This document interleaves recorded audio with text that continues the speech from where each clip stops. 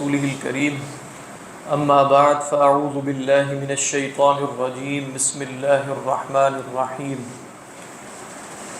ولا يؤوده حفظهما وهو العلي العظيم صدق الله العظيم رب اشرح لي صدري ويسر لي أمري واحلل عقدة من لساني يفقهوا قولي اللهم ألهمنا رشدنا وأعذنا من شرور أنفسنا اللهم انفعنا بما علمتنا وعلمنا ما ينفعنا وزدنا علما۔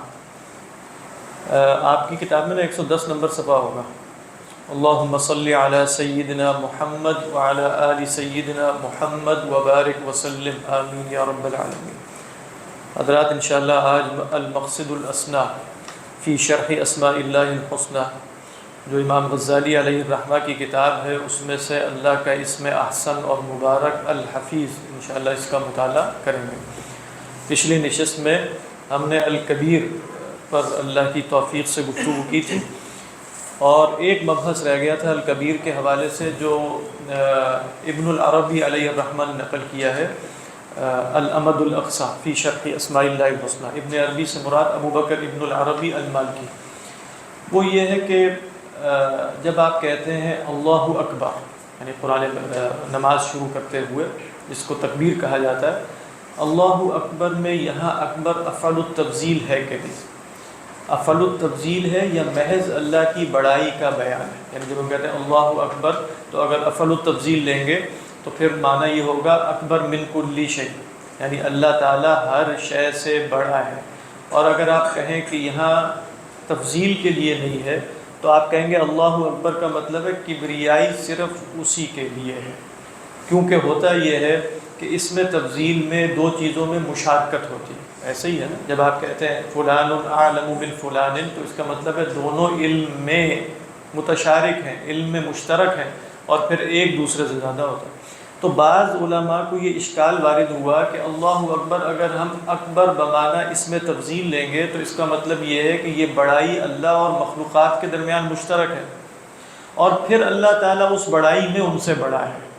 تو کہتے ہیں کہ نہیں، اللہ کے سوا تو کسی کو کبریائی یا کبر جو ہے کبر اس میں سے کچھ حاصل نہیں ہے، تو صرف اللہ کا خانہ زاد ہے، تو لہذا اللہ اکبر یہاں افعل التفضیل نہیں ہو سکتا۔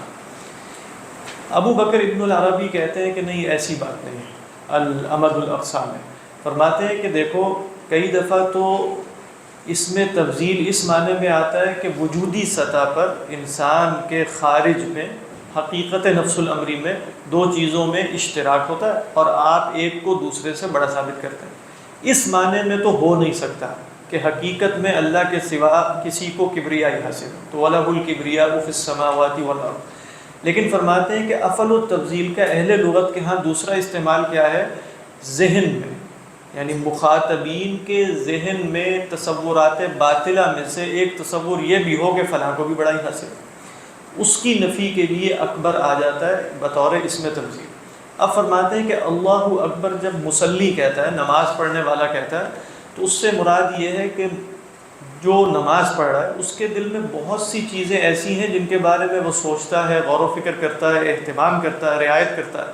تو بتایا جا رہا ہے کہ اب جب تم نماز میں داخل ہو رہے ہو تو جس کے سامنے کھڑے ہو وہ اکبر من کل حالہ، اب ہے افعل التفضیلی، لیکن چونکہ تم نے یہ سمجھا ہے کہ کچھ اور اہم چیزیں بھی ہیں جس پر غور ہونا چاہیے، جس کی طرف توجہ ہونی چاہیے، جس کی طرف اعتنا برتنا چاہیے، تو اللہ اکبر من کل حاذا۔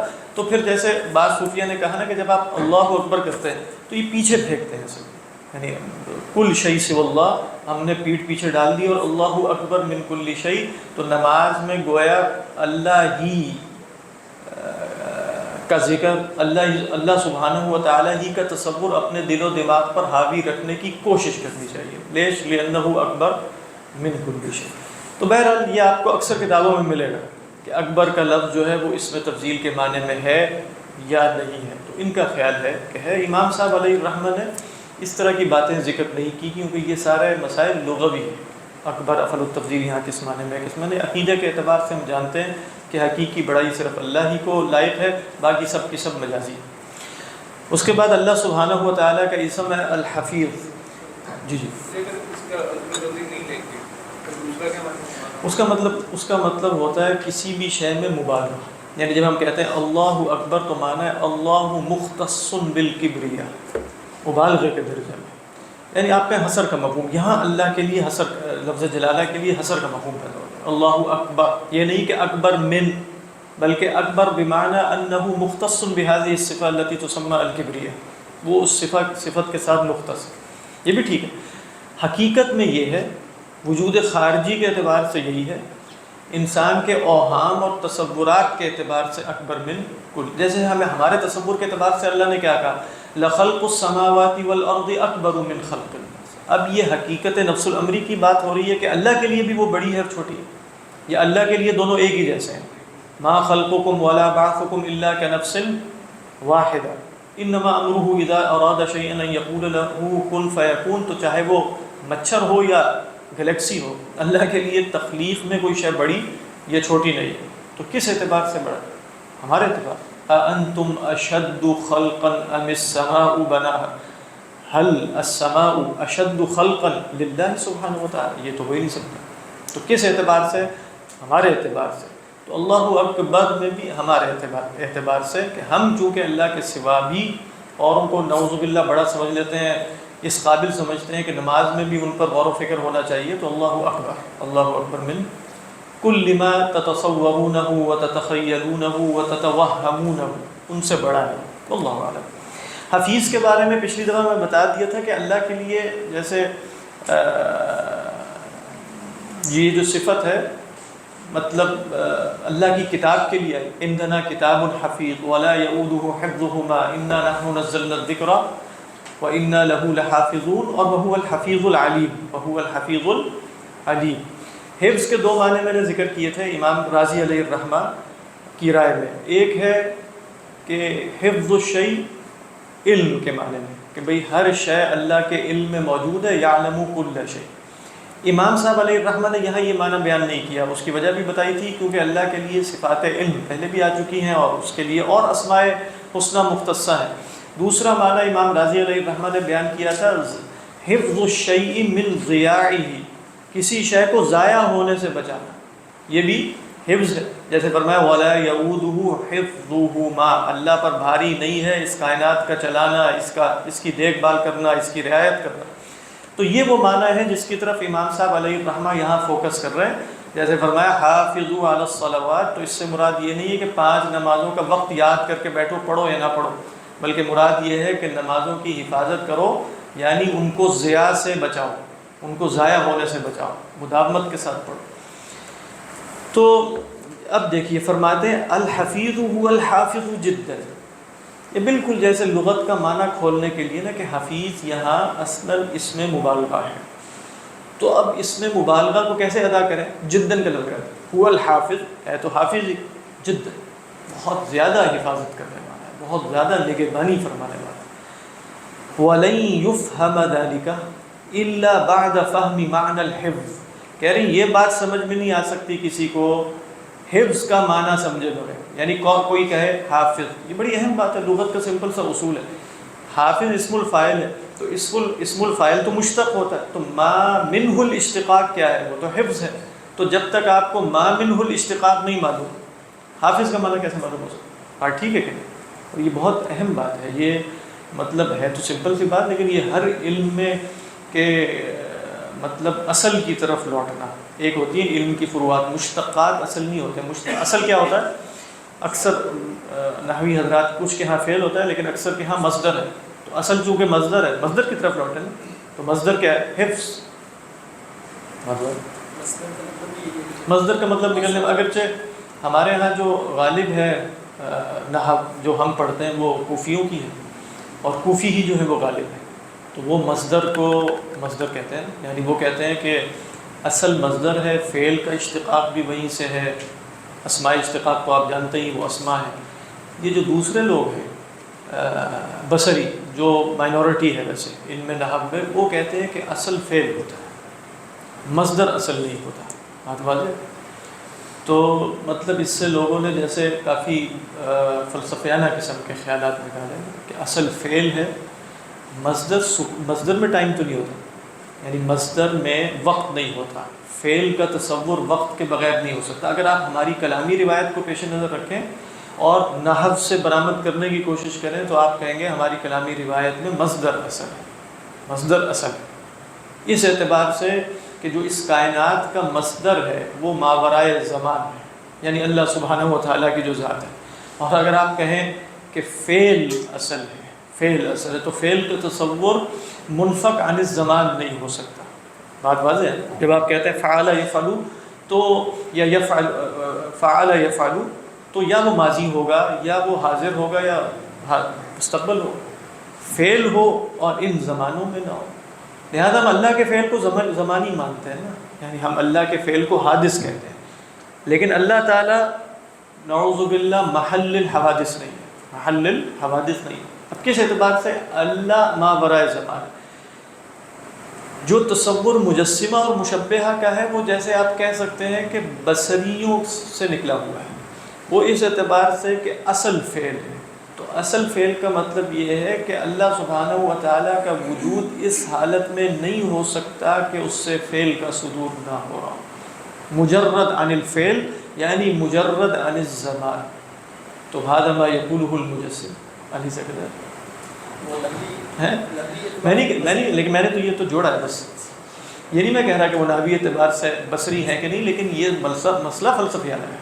یعنی اس اعتبار سے آپ دیکھیں کہ بھئی یہ جو مشتقات ہیں، ہم ویسے مشتقات ہیں نا اصل میں، ما من الاشتقاق تو کوئی اور ہے، ہم جو مشتقات ہیں ان کی اصل فعل ہے یا ان کی اصل وحدت الوجودی مسئلہ بھی یہاں سے برآمد ہوگا۔ اگر اس کو وحدت الوجودی پیرائے میں دیکھیں گے تو متکلمین کا مسلک ہونا چاہیے کہ ہمارا مصدر فعل ہے، یعنی یہ اس پیرائے میں اگر دیکھیں گے، اور اگر وجودی اعتبار سے دیکھیں گے تو ہمارا مصدر فعل نہیں ہے، قائم بالذات ہے، قائم بالوجود ہے۔ بہرحال یہ تو ایک ایسی استطراد سا آ گیا، اس پہ غور نہ کیجیے۔ حسین احمد اس میں سے کوئی بات سمجھ تو نہیں آئی ہوگی نا؟ آئیے ٹھیک ہے۔ اس کے بعد فرمایا کہ وَلَن يُفْهَمَ ذَلِكَ إِلَّا بَعْدَ مَعْنَى الْحِفْظِ وَهُوَ عَلَى وَجْهَيْنِ۔ ٹھیک ہے، حفظ دو اعتبار سے ہوتا ہے، ایک تو کہتے ہیں ادامت وجود الموجودات وابقاؤها، ایک معنی ہے کہ جو چیزیں موجود میں آ گئی ہیں ان کا وجود دائمی رکھنا اور باقی رکھنا۔ اس کو امام راضی علیہ الرحمہ نے یوں بیان کیا ہے کہ ممکن الوجود صرف حالت وجود میں، حالت حدوث میں محتاج الی الواجب نہیں ہوتا بلکہ حالت بقا میں بھی ہوتا ہے۔ اب میں موجود ہوں نا، ہر لمحہ موجود ہوں، یعنی ایک لمحے سے دوسرے لمحے میں منتقل ہو رہا ہوں وجود کی حالت میں۔ کہتے ہیں یہ اللہ کے حفظ کے بغیر نہیں ہو سکتا۔ یہاں وہ آیت کوٹ کی جاتی ہے ان اللہ یمسک السماوات والارض ان تزولا ولئن زالتا ان امسکہما۔ تو ادامت الموجودات وابقاؤها یہ اللہ کا حفظ ہے، ورنہ تو جب وجود میرا ذاتی نہیں ہے تو یہ کیسے ممکن ہے کہ میں حالت حدوث کے بعد ایک لمحہ بھی موجود رہ سکوں؟ ممکن ہی نہیں بات ہے۔ تو ادامت الموجود کیا ہے؟ ادامت وجود الموجودات و ابقاؤها۔ ادامہ اور ابقاء یہاں ایک ہی معنی ہے، یعنی ادامہ کا مطلب ہے اس کو دائمی رکھنا اور باقی رکھنا۔ اس کے مقابلے میں لہذا ایک ہی لفظ لے کر آئے نا، وَيُضَادُ۔ کیا حال ہے عبدالرحمٰن، خیریت سے؟ کب واپسی ہوئی عمرے سے؟ کل صبح؟ اچھا ماشاء اللہ۔ تو فرمایا کہ وَيُضَادُهُ الْإِعْدَامُ، اس کے مضاد کیا ہے؟ اعدام، عدم کر دے۔ یہاں دیکھیے حضرت امام راضی علیہ الرحمہ نے نا یہ معنی بیان کرنے سے پہلے، امام صاحب نے یہاں وہ معنی بیان نہیں کیا، وہ معنی یہ بیان کیا ہے کہ ہمارے دو وجود ہیں۔ ایک وجود تو ہمارا وہ ہے فزیکل وجود جس کے بارے میں یہ کہہ رہے ہیں کہ ادامت وجود الموجودات و ابقاؤها، کہتے ہیں اس سے بڑھ کر ہے ایمانی وجود۔ اب آپ دیکھیں کہ امام راضی علیہ الرحمہ بھی اس جہت سے غور کر رہے ہوتے ہیں، وہ صرف متکلم نہیں، وہ پھر انہوں نے مثالیں دیں کہ کتنے بڑے بڑے لوگ ہیں، کتنے بڑی بڑی عقول ہیں، کتنے بڑے بڑے دماغ ہیں جو ایک ادنا سے شبہے سے گمراہ ہو جاتے ہیں۔ یہ مثال دی انہوں نے، کیوں؟ لِأَنَّ اللَّهَ لَمْ يَحْفَظْ إِيمَانَهُ، کہتے ہیں وہ حفظ الایمان جو ہے نا وہ بھی سارے کے سارے، یعنی وجود ایمان اور بقا اور دوام ایمان، یہ بھی سب اللہ کی رعایت اور حفظ کے ساتھ ہی ہے۔ وگرنہ اگر انسان کو اس کی عقل پر چھوڑ دیا جائے اور اس کے حوالے کر دیا جائے، جیسا کہ حدیث میں آیا کہ وَلَا تَكِلْنَا إِلَىٰ أَنفُسِنَا طرفۃ عین، ہمیں اپنے نفس کے ایک لمحے کے لیے بھی حوالے نہ کیجیے. تو کہتے ہیں بڑے سے بڑی عقول ادنا شبہات سے، ادنا سے ادنا شبہات سے، کوئی بڑی دلیل نہیں ہے، فارغ ہو جائے. یعنی فرمایا فما اغنى عنهم سمعهم ولا ابصارهم ولا افئدتهم من شيء اذ كانوا يجحدون بآيات الله وكانوا بها يستهزئون. تو یہ بھی اہم بات ہے. تو فرماتے ہیں کہ حفیظ ہونے میں اللہ سبحانہ و تعالی سے پہلے یہ مانگا جائے کہ وہ ہمارے ایمانی وجود کو برقرار رکھے، فزیکل وجود بھی اور ایمانی وجود بھی. واللہ اعلم. فرماتے ہیں واللہ تعالی هو الحافظ للسماوات والارض والملائکۃ والموجودات التي يطول امد بقائها. بہت سی چیزیں ایسی ہیں جو بڑی لمبی وجود رکھتے ہیں، جیسے زمین و آسمان. ہم تو مر جاتے ہیں، زمین و آسمان وہی چل رہے ہیں، فرشتے بھی وہی چل رہے ہیں، اور ایسے موجودات بھی کہ جن کی امد بقا بڑی طویل ہے. ان سب کی حفاظت کون کر رہا ہے؟ کیا ان کے اندر کوئی ذاتی خاصیت ہے جو ان کو باقی رکھتی ہے، یا مستقل اللہ کی امداد سے یہ باقی رہتے ہیں؟ تو کہا کہ مستقل امداد سے باقی رہتے ہیں. یہ حفظ کا معنی ہے. والتي لا يطول امد بقائها مثل الحيوانات والنباتات وغير. ان کا بھی حافظ کون ہے؟ ان کا بھی حافظ اللہ. یعنی کچھ طویل البقاء ہے، کچھ قصیر البقاء ہے، ہم جیسے یعنی 60 70 80 یہ قصیر البقاء ہے. تو ہم بھی جب تک باقی ہیں اللہ کے حفظ اور رعایت سے باقی. یہ تو پہلا معنی ہو گیا. دوسرا معنی کہتے ہیں یہ اظہر المعنیین ہے. وہ کیا ہے؟ دیکھیں ہم بھی یہ بولتے ہیں نا اس شے کی حفاظت کرو. مثلا خزانہ میں نے آپ کے حوالے کیا، پیسے آپ کے حوالے کیے اور کہا کہ اس کی حفاظت کرنا. اس کا کیا مطلب ہے؟ کچھ ایسی چیزیں ہیں جو اس کے مضاد ہیں، جو اس کو چرانے کی کوشش کریں گی، تو اس شے کو اس کی مضادات سے بچا کے رکھیں. خلاصہ یہ ہے کہ ہم جب باقی ہیں نا، چاہے ہمارا جسم ہو، یا جسم سے مثالیں دیں گے، یا ہمارا وجود خارجی یا کائنات، ہر چیز کے ساتھ ایسی شے لاحق ہے جو اس کی مضاد ہے، جو اس کو عدم میں تبدیل کر دیتی ہے. مثلا اگر صرف علم الکلام کی سطح پہ دیکھا جائے تو میرا وجود چونکہ ممکن الوجود ہے، تو یہ امکان ہر وقت اس کے عدم کا متقاضی ہے، یہ مضاد ہے اس کے. اگر میں واجب الوجود ہوتا تو کوئی شے مضاد نہ ہوتی جو میرے وجود کو کی نفی کر سکے. لیکن جب میں موجود ہو بھی گیا ہوں تو کیا میں واجب الوجود ہوا؟ میں تو ممکن الوجود ہوں. تو ممکن الوجود ہونا میرے اندر امکان کی صفت رکھتا ہے، تو یہ امکان مضاد للوجود ہے. بات واضح. اسی طرح پھر وہ مثالیں دیں گے انسانی جسم کے اندر حرارت ہے، برودت ہے، رطوبت ہے، یبوست ہے، یہ سب چیزیں اپوزٹ ہے نا. ابھی آپ کہیں ڈینگی کسی کو ہو جائے تو کہتے ہیں ڈی ہائیڈریشن، اس کو وہی مثالیں دیں گے. جسم میں جب یہ ہو جاتا ہے تو پھر پانی پیا جاتا ہے. یہ اللہ کی طرف سے ایک نظام ہے کہ اس میں متضاد اشیاء کو انسانی وجود میں جمع کیا ہوا. یہ فرمایا یہ حفظ ہے اسلام، کہ ایک متضاد شے دوسرے پر غلبہ نہیں پاتی، بالکل توازن اور اعتدال کی حالت میں رہتے ہیں. جیسے آپ کہیں کہ انسانی وجود کے اندر جسم اور روح بھی دونوں جمع ہیں، یہ دونوں متضاد ہیں، لیکن ان دونوں کو اللہ نے ایسا جمع کر کے ایک مزدوج وجود بنا دیا. یہ ہے دوسرا معنی اظہر المعنیین. اب ہم ذرا تیزی سے پڑھ لیتے ہیں اس کو. ہاں، اظہر المعنیین کہا کہ جب آپ کہتے ہیں نا لغت میں حفاظت کرو، اس کا مطلب یہی ہوتا ہے کہ حفاظت کسی متضاد شے سے کرنی ہے. ایسا ہی ہے. حافظوا علی الصلوات والصلاۃ الوسطیٰ کا مطلب یہ ہوگا کہ تمہارے اندر ایک غفلت ہے، نسیان ہے، سہو کا پہلو، اس سے حفاظت کرو.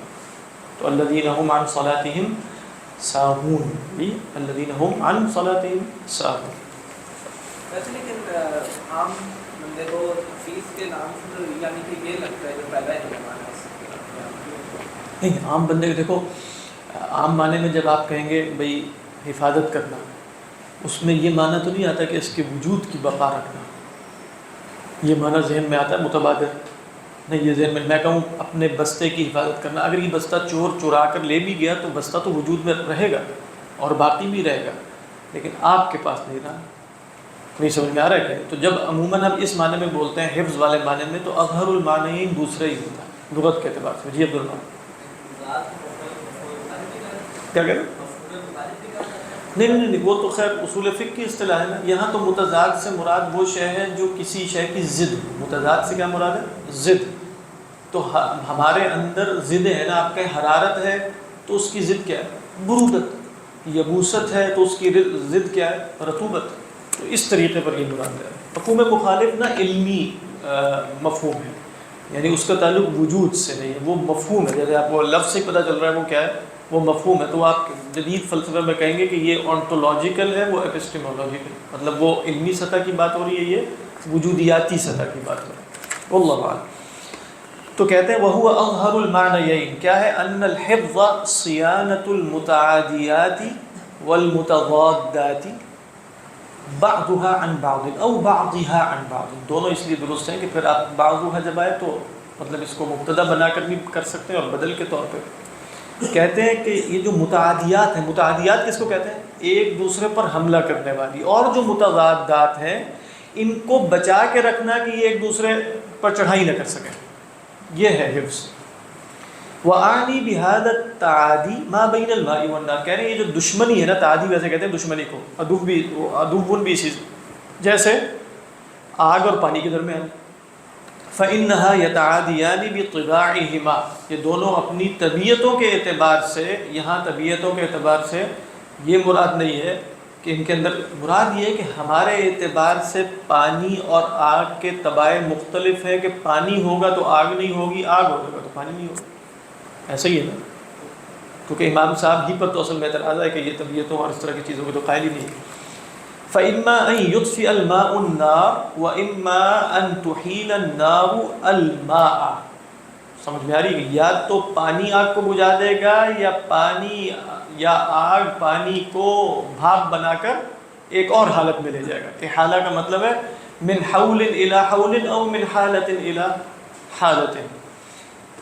کیا ہے وہ؟ ان غلبت الماء بخارا ثم ہوا، اگر پانی غالب ہو گیا تو پہلے بخار پھر ہوا. والتضاد والتعادی ظاہر بین الحرارت والبرودت، بالکل واضح ہے نا. اذ تقہر احداہما الاخرى، وہی معنی جو پہلے بیان کیا تھا. وکذالک بین الرطوبۃ والیبوست. ویسے ہم اردو میں رطوبت، عربی میں غالباً رطوبہ اور یبوست ہوتا ہے. ہم تو اردو میں یبوست بولتے ہیں، یبوست، تو یہ رطوبت ہے. وکذالک بین الرطوبۃ والیبوست وسائر الاجسام الارضیہ مرکبۃ من هذه الاصول المتعادیہ. کہہ رہے جتنے بھی زمین میں اجسام ہیں نا، یہ ان اصول متعادیہ سے مرکب ہیں. یہ نہیں ہو سکتا کہ چیزوں کے اندر شے اور اس کی ضد نہ ہو. یہاں تک کہ آپ سب ایٹامک ورلڈ میں بھی جا کے دیکھیں، وہاں بھی آپ کو یہ پتہ چلے گا کہ وہاں بھی متضاد اشیاء، لیکن وہ ایک ایسی زبردست بیلنس کی حالت میں وہاں موجود. تو فرماتے ہیں کہ اذ لا بد للحیوان من حرارت غریزیت لو بطلت لبطلت حیاتہ. حیوان کے لیے ایک حرارت بھی چاہیے جسم کے اندر جو غریزی ہو، وہ نہ ہو تو حیات نہ ہو. ولا بد له من رطوبت تكون غذاء لبدنه، رطوبت بھی چاہیے جو بدن کی غذا بن سکے. كالدم وما يجري مجراه. ولا بد من یبوست بها تتماسك اعضاؤه، ایسی یبوست بھی ہونی چاہیے، خشکی یعنی، جس کی وجہ سے اجزاء آپس میں متماسک بھی ہو سکیں، جڑ بھی سکیں. خصوصاً ما صلب منها كالعظام، خاص طور پہ جو سخت ہے ان میں سے جیسے ہڈیاں.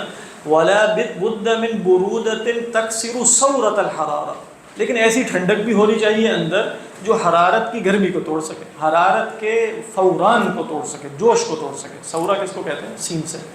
ثورہ ویسے سا سے بھی کہتے ہیں، لیکن ثورہ جو ہے وہ سین سے بھی جوش کو کہتے ہیں، ثورۃ الحرارہ. اس کے بعد کیا فرماتے ہیں؟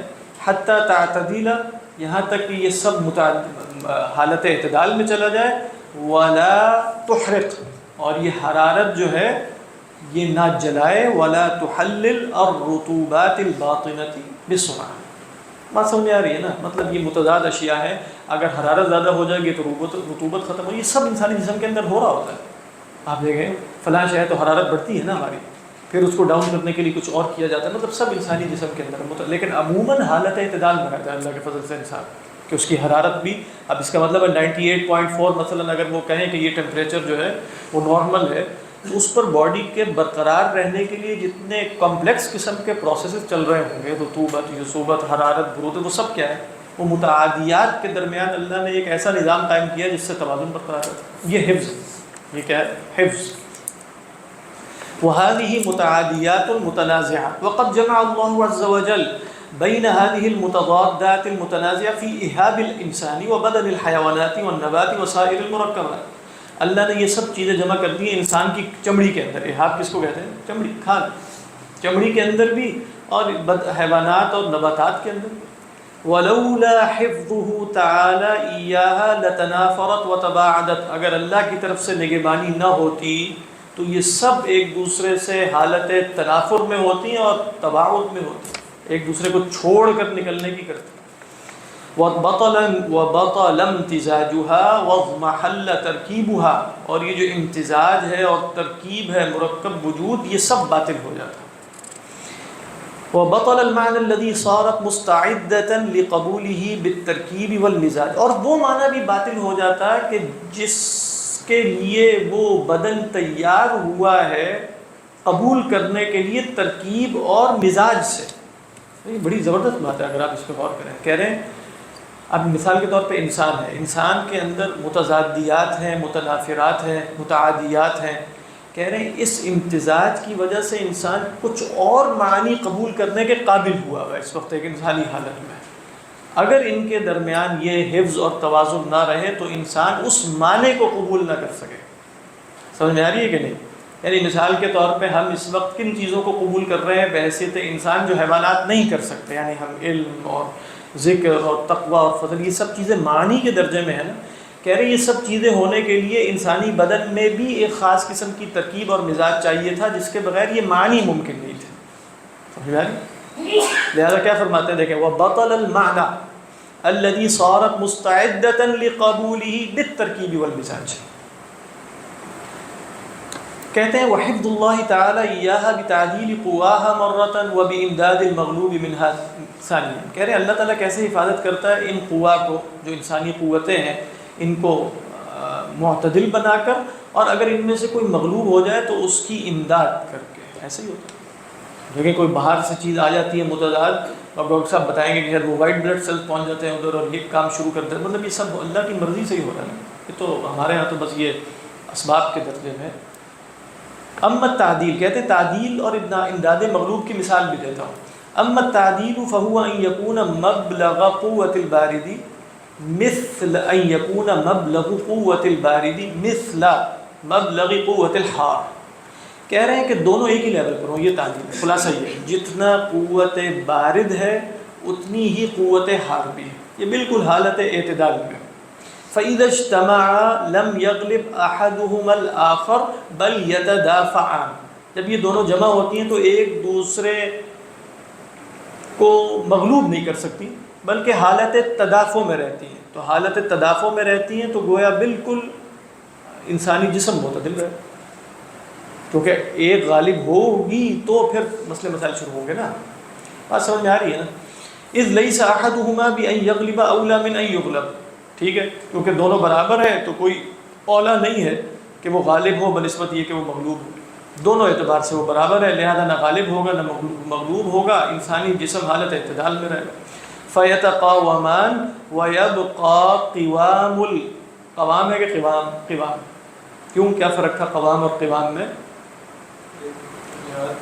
قوام ما یقوم به الشیء اور قوام کیا ہے؟ اعتدال، حالت اعتدال. قوام بھی ہو سکتا ہے لیکن یہاں کہ وَيَبْقَى قِوَامُ الْمُرَكَّبِ. آپ کے یہاں قوام ہے کہ قوام؟ قوام. وَيَبْقَى قِوَامُ الْمُرَكَّبِ بِتَقَاوُمِهَا وَتَعَادُلِهِمَا. وہی بات ہے جو پہلے وہ بتا رہے ہیں. وَهُوَ الَّذِي يُعَبَّرُ عَنْهُ بِاعْتِدَالِ الْمِزَاج. خلاصہ یہ ہے کہ آپ کہتے ہیں نا معتدل مزاج. معتدل مزاج صرف ہمارے اعتبار سے نہیں، جس میں ہم موڈ کے معنی میں مزاج لیتے ہیں. مزاج اصل میں نکلا یہی ہے کہ انسان کے اندر مختلف مزج ہوئے ہیں. تو معتدل المزاج کا مطلب یہ ہے کہ وہ تمام چیزیں حالت اعتدال پر ہیں. تو یقیناً اس سے انسانی دماغی حالت بھی حالت اعتدال پر رہتی ہو. تو یہ معتدل المزاج آدمی ہوتا ہے جس میں یہ تمام قوتیں اس طریقے پر بیلنس ہوتی ہیں کہ کوئی بھی ایک دوسرے پر غالب نہیں ہو پاتی. تو گویا امام صاحب دیکھیں یہاں کوئی شخص کہے گا نا کہ ان لوگوں کو کیا پتہ ہے اہل مذہب کو، اور یہ تو صرف یہ کہتے ہیں اللہ کا حکم ہوا اور دماغ میں کیمیکلز کیا نکل رہے ہیں اور کیا نہیں ہو رہا اور ہارمونز کا کوئی چکر نہیں ہے. وہ یہ باتیں ماننے میں کوئی ایمان میں فرق واقع نہیں ہوتا، کیونکہ یہ سب چیزیں تو اللہ کے ہاں جیسے اسباب عادیہ کے تحت ہیں، اللہ کی سنت ہے، بس ہو رہا ہے. واقعتاً انسانی جسم اس طرح حالت اعتدال میں رہے اور دماغ میں بھی ایسے ہی ہو. اس سے روح کا انکار ثابت نہیں ہوتا. بات. اچھا، یہ تو تعدیل کی مثال تھی. دوسری مثال کیا تھی امداد المغلوب منہا، کہتے ہیں بما یعید قوتہ حتی یقاوم الغالب، اگر ان میں سے کوئی قوت مغلوب ہو گئی تو اس کی مدد کی جاتی ہے تاکہ وہ اپنی قوت واپس حاصل کر کے غالب سے مقاومت کر سکے۔ اب آپ لفظ اگر آج کل جو چلتا ہے مقاومہ جو ریزسٹنس جس کو کہتے ہیں، وہ یہی یعنی یہ جتنی بھی جماعتیں ہیں جو فلسطین میں جہاد کر رہی ہیں ان کو کیا کہا جاتا ہے؟ مقاومہ، فصائل المقاومہ، کیونکہ غالب آ گیا نا کوئی، اب اللہ کی طرف سے مغلوب کی مدد کی جائے گی، تو مغلوب کی مدد کی جائے گی تو وہ کام جو شروع کرے گا غالب کے خلاف اس کو کیا کہا جائے گا؟ مقاومہ۔ تو یہی کام جیسے اب دیکھیں ہو رہا ہے۔ وَمِثَالُهُ أَنَّ الْحَرَارَةَ تُفْنِي الرُّطُوبَةَ وَتُجَفِّفُهَا، واضح ہے نا، حرارت جو ہے وہ رطوبت کو فنا کر دیتی ہے اور جفاف کا شکار کر دیتی، خشک کر دیتی۔ لا محال فَإِذَا غَلَبَتْ، اب اگر یہ غالب آ جائے، کون غالب آ جائے؟ انسانی جسم میں حرارت غالب آ جائے، ضعفت البرودۃ والرطوبہ، تو برودت اور رطوبت کیا ہوگی؟ کمزور پڑ جائے گی۔ وغلبت الحرارۃ والیبوسہ، اور یبوست اور حرارت غالب آ جائے گی۔ اب کیا کیا جائے؟ تو اللہ تعالیٰ کس طرح مطلب نظام کیا ہے؟ وَيَكُونُ إِمْدَادُ الضَّعِيفِ بِالْجِسْمِ الْبَارِدِ الرَّطِبِ وَهُوَ الْمَاءُ، تو جو ضعیف ہے نا اس کی، اب جو شے ضعیف ہے وہ کیا ہے اس وقت؟ رطوبت ضعیف ہے نا، تو رطوبت کی مدد ایسے جسم سے کی جائے جو خود بارد بھی ہو اور رطب بھی ہو، تو وہ کیا ہے؟ پانی کہا جائے گا، پانی پلاؤ اس کو۔ جیسے بخار چڑھا ہوا ہے، کئی دفعہ بہت زیادہ ہو گئے، پٹیاں کرو اس کی، تو پانی سے کی جائیں گے، ٹھنڈے پانی سے۔ پانی پینے سے بھی فرق پڑتا ہے، یعنی اگر انسان پانی پیے وضو کرے اس سے بھی جیسے بخار نیچے آ جاتا ہے وغیرہ وغیرہ، تو بالکل وہی نظام۔ تو فرمایا وَمَعْنَ الْعَطَشِ، اب انسان کو اللہ تعالیٰ پیاس لگوا دیتا ہے اس لیے، تو وَمَعْنَ الْعَطَشِ هُوَ الْحَاجَةُ إِلَى الْبَارِدِ الرَّطِبِ، عطش کا مطلب ہی یہی ہوتا ہے نا کہ اب حاجت کس کی ہو گئی ہے؟ ٹھنڈے اور رطب کی، یعنی پانی کی۔ فخلق اللہ تعالی البارد الرطب مددا للبرودۃ والرطوبۃ، یہ ہے اذا غلبتا، جب وہ کیا ہو جائے؟ مغلوب۔ وخلق الاطعمة والادویة وسائر الجواہر المتضادة حتى اذا غلب او غلب شيء، غلب شيء ہے کہ غلب؟ حتی اذا غلب، کیونکہ آگے عورض آ رہا ہے نا، تو معارضت تو غالب کی جاتی ہے۔ حتی اذا غلب شیء عورض بضدہ فانقہر، یہاں تک کہ جب کوئی غالب آ جائے ان میں سے تو اس کی معارضت اور مقاومت ہوگی ضد سے، تو وہ مغلوب ہو جائے گا، فانقہر۔ وَهَذَا هُوَ الْإِمْدَادُ، یہ اللہ کی طرف سے امداد ہے۔ وَإِنَّمَا تَمَّ ذَلِكَ بِخَلْقِ الْأَطْعِمَةِ وَالْأَدْوِيَةِ، یہ کیسے ہوتی ہیں امدادات؟ یا علاج بالغذا ہوتا ہے یا علاج بالدوا ہوتا ہے، تو وہ دونوں انہوں نے بیان کر دی۔ یہ اللہ نے کھانے بھی پیدا کیے ہیں اور دوائیاں بھی پیدا کی، اطعمۃ والادویہ۔ وخلق الآلات المصلحۃ لها، اور ایسے آلات پیدا کر دیے جو اس کی اصلاح کرتے ہیں۔ وخلق المعرفۃ الہادیۃ الی استعمالها، اچھا وہ ہم کیسے استعمال کریں، کون سی دوائی، کون سے آلات فلاں، تو کہتے ہیں اللہ نے ایسی معرفت بھی پیدا کر دی جو انسان کی رہنمائی کرتی ہے اس کی استعمال کی طرف۔ وَكُلُّ ذَلِكَ لِحِفْظِ اللَّهِ عَزَّ وَجَلَّ أَبْدَانَ الْحَيَوَانَاتِ وَالْمُرَكَّبَاتِ مِنَ الْمُتَضَادَّاتِ، یہ سب اللہ کی رعایت اور نگہبانی ہے ان ابدان حیوانات کے لیے اور مرکبات کے لیے جو متضاد اشیاء سے مترکب ہوئے ہیں۔ وَهَذِهِ هِيَ الْأَسْبَابُ الَّتِي تَحْفَظُ الْإِنسَانَ مِنَ الْهَلَاكِ الدَّاخِلِ، ٹھیک ہے، یہ تو اندر پوری کہانی چل رہی ہے، اندر کیا ہو رہا ہے انسان کے اندر۔ اب آپ کہیں گے انسان سے باہر کیا کچھ ہو رہا ہے، ان سے کیسے اللہ تعالیٰ حفاظت فرماتے ہیں؟ لَهُ مُعَقِّبَاتٌ مِّن بَيْنِ يَدَيْهِ وَمِن خَلْفِهِ يَحْفَظُونَهُ مِنْ أَمْرِ اللَّهِ، تو کہہ رہے ہیں وَهُوَ مُتَعَرِّضٌ لِلْهَلَاكِ مِنْ أَسْبَابٍ خارجہ، کچھ خارجی اسباب بھی مستقل اس کے ہلاکت کی کوشش کرتے رہتے ہیں۔ اب یہاں جو انہوں نے مثال دی ہے کہ سباع ضاریہ، بڑے خطرناک قسم کے درندے ہیں، وہ اعداء متنازع۔ اب آپ کہہ سکتے ہیں کہ بھئی اب تو کمرے میں ہی ہر وقت سباع ضاریہ موجود ہے نا، یعنی لیونگ مائکروبز ہوتے ہیں مثلا، وہ لیونگ بھی ہیں، موجود ہیں اس وقت، یہ چل پھر رہے ہیں، وہ کر رہے ہیں، کچھ ان میں سے فائدہ پہنچاتے ہیں، کچھ نقصان دیتے ہیں، حفاظت ہو رہی ہے، وگرنہ کیسے انسان جیے گا؟ جی نہیں جی سکتا۔ وہ اس لیے کہا نا کہ لا تعجب ممن ہلک کیف ہلک ولکن تعجب ممن عاش کیف عاش۔ اصل مسئلہ یہ نہیں ہے کہ ہلاک ہونے والا ہلاک کیسے ہوا، اصل مسئلہ ہے جینے والے جی کیسے رہے۔ ہلاکت کے اسباب تو چاروں طرف موجود ہیں، لیکن اس میں انسان کا جینا اور انسان کی صحت کا موجود رہنا اور اس کے جسم کا موجود رہنا، یہ بڑی قابل تعجب بات ہے۔ اللہ اعلم۔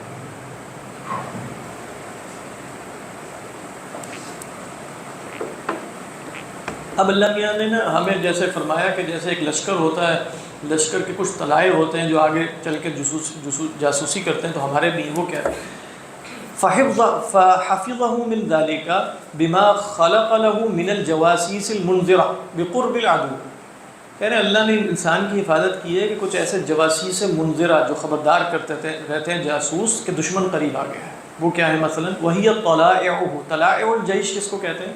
پورا لشکر جانے سے پہلے جو چھوٹی چھوٹی آپ کہیں کہ کیا کہلاتے ہیں، چھوٹے چھوٹے جو ہوتے ہیں ٹولیاں، جو تھوڑی چھوٹی چھوٹی ٹولیاں آگے بھیجی جاتی ہیں، اس کو طلائع الجیش کہتے ہیں۔ تو کہتے ہیں وہی طلائعہ کالعین والاذن وغیرہما، کیا مطلب ہے یہ طلائع کیسے ہیں؟ آنکھ اپنے وجود سے کافی دور تک دیکھ لیتی ہے اور کان اپنے وجود سے کافی دور تک سن لیتا ہے، تو یہ طلائع الانسان ہے۔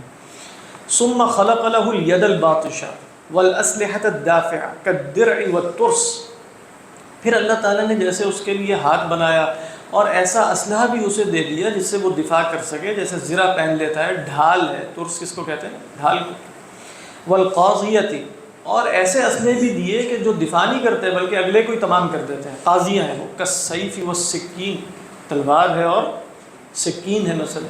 ثم ربما يعجز مع ذلك او يعجز، دونوں استعمال ہوتے ہیں، عن الدفع، پھر بھی ہو سکتا ہے وہ دفع نہ کر سکے، فَأَمَدَّهُ بِآلَةِ الْحَرْبِ، اب اللہ نے ایک آلہ اسے دیا کہ بھاگ جاؤ، دو ٹانگیں لگائی ہیں تیزی سے نکل جاؤ، فَأَمَدَّهُ بِآلَةِ الْحَرْبِ وَهِيَ الرِّجْلُ لِلْحَيَوَانِ الْمَاشِي وَالْجَنَاحِ لِلطَّائِرِ، ٹھیک۔ اس کے بعد کہتے ہیں وَكَذَلِكَ شَمَلَ أَوْ شَمِلَ، شَمِلَ يَشْمَلُ، شَمِلَ حِفْظُهُ، آپ کے یہاں شَمِلَ، ہاں، شمیل حفظہ جلت قدرتہ کل ذرۃ فی ملکوت السماوات والارض، کہتے ہیں یہ تو مثال دی ہے، انسان کی حفاظت ہو رہی ہے، اللہ کا جو حفظ ہے وہ تو شامل ہے، اللہ کی قدرت عظیم ہو ہر ذرے کو، فی ملکوت السماوات والارض حتی الحشیش، یہاں تک کہ جو گھاس پھوس سی بھی ہوتی ہے، الذی ینبت فی الارض، جو زمین سے نکلتی ہے، یحفظ لبابہ بالقشر الصلب، اللہ تعالیٰ اس کا بھی دانہ محفوظ رکھتا ہے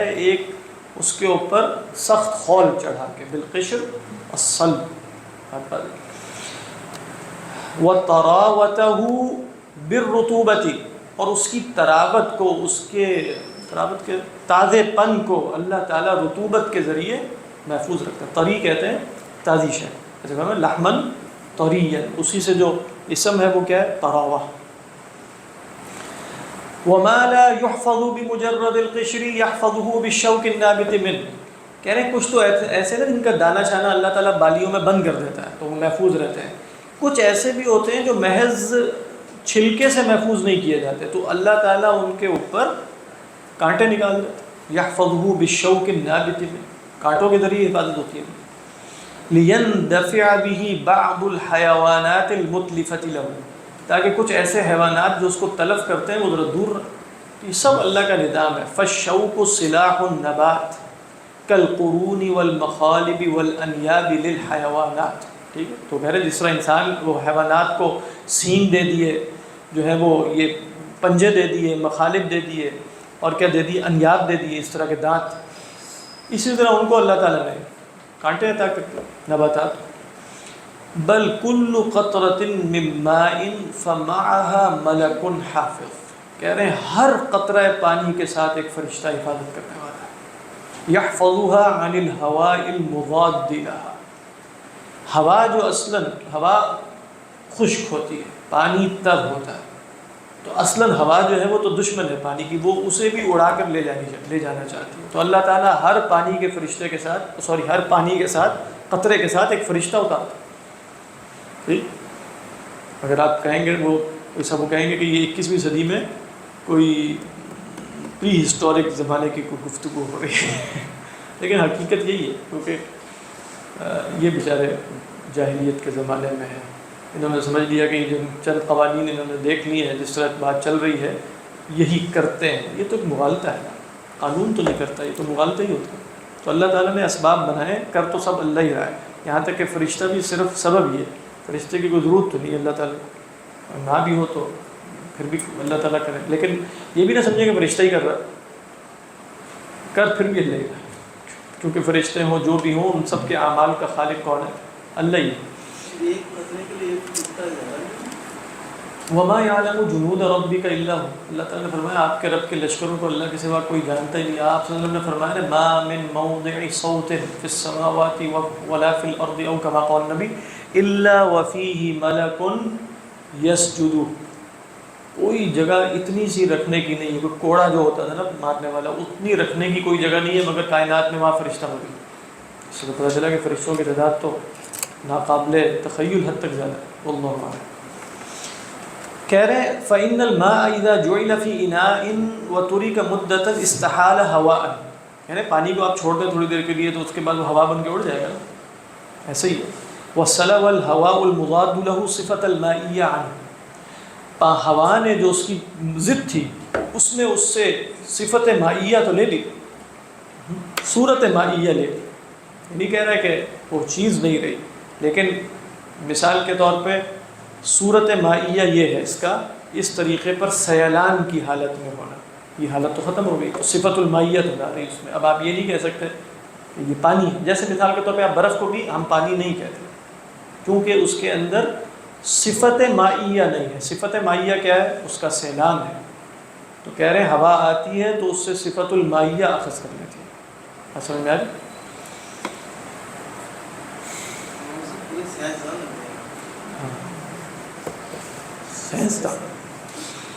سائنسدان تو تھے، سائنسدان نہیں تھے،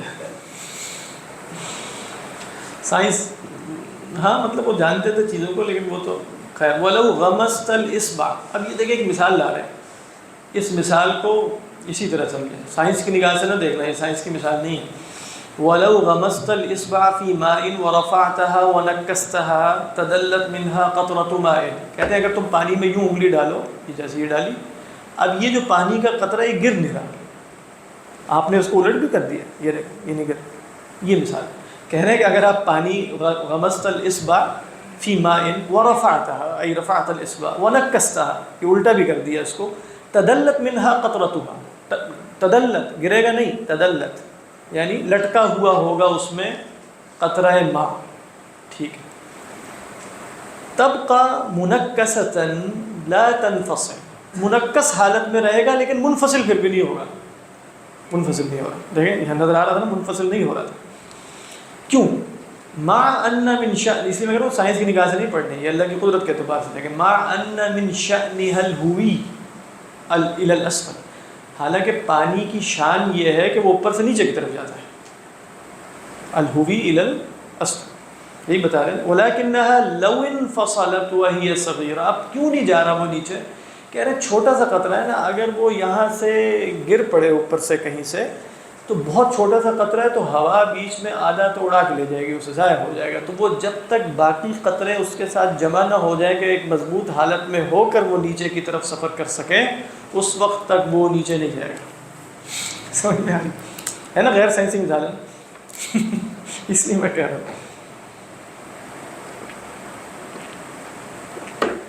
کیا فرماتے ہیں دیکھیں، وَلَكِنَّهَا لَوْ انْفَصَلَتْ وَهِيَ صَغِيرَةٌ، کیا ہوگا؟ اسْتَوْلَى الْهَوَاءُ عَلَيْهَا وَأَحَالَهَا، ہوا اس پر غالب آ جائے گی اور اس کی حالت بدل دے گی۔ وَلَا تَزَالُ تَمْكُثُ مُتَدَلِّيًا حَتَّى يَجْتَمِعَ إِلَيْهَا بَقِيَّةُ الْبَلَلِ، کہہ رہے ہیں وہ اسی طرح لٹکا رہے گا یہاں تک کہ باقی جو تری ہے وہ بھی اس کے ساتھ جمع ہو جائے، فَتَكْبَرْ الْقَطَرَةُ، تو قطرہ جو ہے وہ بڑا ہو جائے گا، فَتَسْتَجْرِئُ عَلَى خَرْقِ الْهَوَاءِ بِسُرْعَةٍ، اس کے اندر ایک ایسی جرت پیدا ہو جائے گی کہ وہ ہوا کو تیزی سے پھاڑ کے نیچے جا سکے، ہوا پر وہ غلبہ ہے، لہذا اس وقت تک وہ اختراق ہوا نہیں کر رہا بلکہ منکس حالت میں بڑا خشوع کے ساتھ وہ جھکا پڑا ہوا ہے، باقی لوگ جمع ہو گئے جب اس کے ساتھ تو اس نے اپنا سفر کیا۔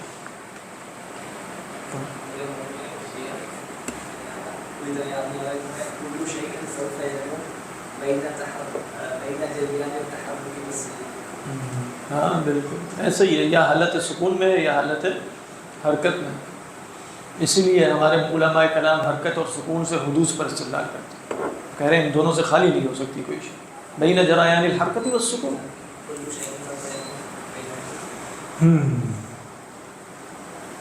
ولا يستوي الهواء على احالتها، ہوا اس کے احالے پر پھر قادر نہیں ہوتی. احالہ سمجھ میں آ گیا نا، یعنی نقله من حالة الى حالة.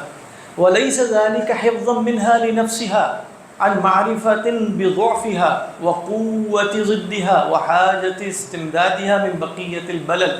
کہہ رہے یہ سارا اس وجہ سے نہیں ہے کہ وہ خود اپنی حفاظت کر رہا ہے، کہ اپنی ضعف کو جانتا ہے، ضد کی قوت کو بھی جانتا ہے، اور اس بات کو بھی جانتا ہے کہ اسے حاجت ہے کہ مدد حاصل کرے بقیت البلل سے. یہ سب ایسا نہیں ہے، پھر کیسے حفاظت ہوئی اس کی؟ وَإِنَّمَا ذَلِكَ حِفْظٌ مِّن مَلَكٍ مُوَكَّلٍ بِهَا. یہ سب ایک فرشتے کے کرنے سے ہے جس کو اللہ نے اس کے ساتھ موکل کیا ہے. بات ہے بِوَاسِطَةِ مَعْنًا مُتَمَكِّنٍ مِّن ذَاتِهَا. کہہ رہے ہیں ایک ایسے معنی کے ذریعے کہ جو اس قطرہ پانی کے اندر متمکن تھا. اب اس میں بتانا یہ چاہ رہے ہیں کہ حفاظت تو ہو رہی ہے فرشتے کے ذریعے، لیکن فرشتہ بھی حفاظت کرتا ہے نا، یعنی ہمارے ایمان کی مثلا فرشتہ حفاظت کرتا ہے یا ہمارے وجود کی، لیکن اللہ نے ہمارے اندر یہ رکھا، یعنی ایمان موجود ہے تو اس کی حفاظت کر رہا ہے، وجود ہے تو اس کی حفاظت کر رہا ہے. تو اسی طرح قطرے کے اندر بھی کچھ معنی متمکن ہے اپنی ذات میں، اس معنی کے واسطے سے فرشتہ مدد کرتا ہے، یعنی اس کے اندر یہ صفت موجود ہے کہ وہ باقی رہ سکے یا نیچے جا سکے یا وہیں منقص حالت میں رہے. وقد ورد في الخبر أنه لا تنزل قطرة من الماء إلا ومعها ملك يحفظها إلى أن تصل إلى مستقرها من الأرض. اوپر سے لے کر نیچے تک مستقر تک پہنچنے تک فرشتہ ایک ساتھ ہوتا ہے اس کے ہر قطرے کے.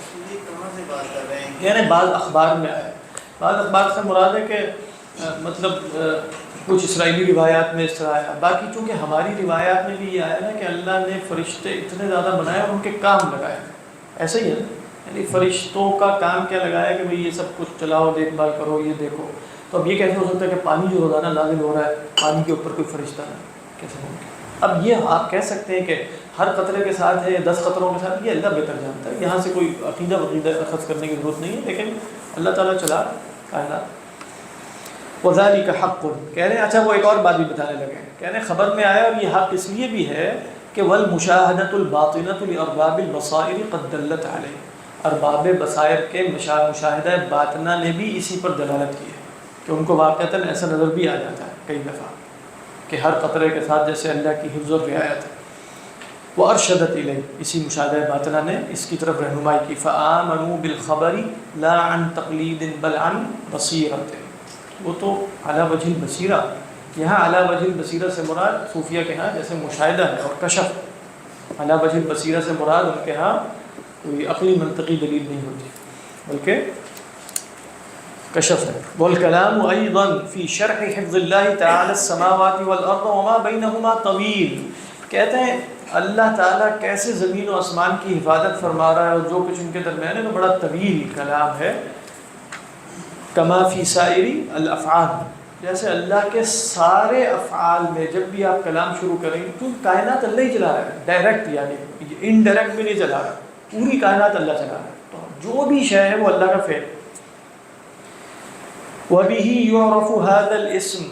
کہہ رہے ہیں یہ چیزیں جان کر آپ کو اسم پتہ چلتا ہے. یہ نہیں ہے کہ آپ لغت کے معنی بیان کر کے اشتقاق کہاں سے ہوا آپ کہا میں نے اللہ کے لفظ حفیظ اسم حفیظ کے معنی کو جان لیا. ایسے تو نہیں ہوتا جب تک واقعتاً آپ کسی درجے میں اللہ تعالیٰ کے حفظ و رعایت کو، اللہ کے افعال کو جو کائنات میں جاری و ساری ہے ان کو کسی درجے میں محسوس نہ کر سکیں تو خالی اسم حفیظ کو رٹ لینا اور اس کا اشتقاق کہاں سے ہے اور لغت میں اس کے کتنے معنی ہیں کہ اس سے کچھ حاصل نہیں ہوتا. یہ وہم ہی ہوتا ہے بس انسان کو کہ اس نے اللہ کا اسم جان لیا. تو کیا کہتے ہیں وَبِهِ يُعْرَفُ هَذَا الْاسْمِ لَا بِمَعْرِفَةِ الْاشْتِقَاقِ فِي اللُّغَةِ وَتَوَهُّمِ مَعْنَى الْحِفْظِ عَلَى الْإِجْمَاعِ. یہ ہے وہ بات جو ابھی میں عرض کر رہا تھا کہ ایسا نہیں ہے کہ اشتقاق فی اللغت کے جاننے سے اور یہ اجمالی درجے میں جاننے سے جو توہم حاصل ہوتا ہے کہ مجھے معنی پتہ چل گیا. اب یہ بہت اہم ہے